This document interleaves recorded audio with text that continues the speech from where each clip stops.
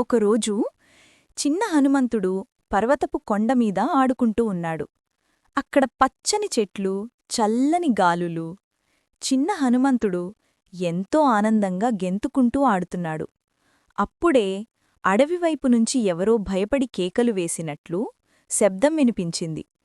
చిన్న హనుమంతుడు వెంటనే ఆ శబ్దం వైపు పరుగెత్తాడు. అక్కడికి వెళ్లి చూసేసరికి ఒక ఋషి శిష్యుడిని పాముకాటు వేసి అతడు మూర్చిపోయి ఉన్నాడు. అన్ని పెద్దలు ఎంతో కలవరం పడుతున్నారు. శిష్యుడి ప్రాణం కాపాడ్డానికి కావలసిన ఔషధం దూరంగా ఉన్న ఒక పర్వతంలో మాత్రమే లభిస్తుంది. ఆ మార్గం చాలా ప్రమాదకరం. అందరూ ఆలోచనలో పడ్డారు. అప్పుడు చిన్న హనుమంతుడు ముందుకొచ్చి చిరునవ్వుతో అన్నాడు, "ఏమీ ఆందోళన, నేను తీసుకొస్తాను." అంతే. చిన్న హనుమంతుడు బంగారు వెలుగులా ఆకాశం వైపు ఎగిరిపోయాడు. ఔషధ పర్వతం దగ్గరికి చేరుకున్నాడు. కాని అక్కడ ఎన్నో రకాల మూలికలు ఉన్నాయి. ఏది నిజమైన ఔషధం అని చిన్న హనుమంతుడు తలగోకాడు.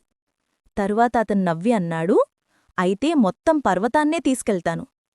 తన చిన్న చిన్న చేతుల్తోనే పెద్ద పర్వతాన్ని ఎత్తి బంగారు వెలుగులు వెదజల్లుతూ గాల్లో ఎగురుతూ తిరిగి గ్రామానికి చేరుకున్నాడు. అక్కడ ఉన్నవారందరూ ఆశ్చర్యంతో నోరెళ్లబెట్టారు. చిన్న హనుమంతుడు సూర్యుడిలా ప్రకాశిస్తున్నాడు. ఔషధం ఉపయోగించి ఋషి శిష్యుడి ప్రాణం రక్షించబడింది. అప్పట్నుంచి అందరూ చెప్పుకునేది, పవిత్రత ఉన్నచోటే అపార శక్తి ఉంటుంది.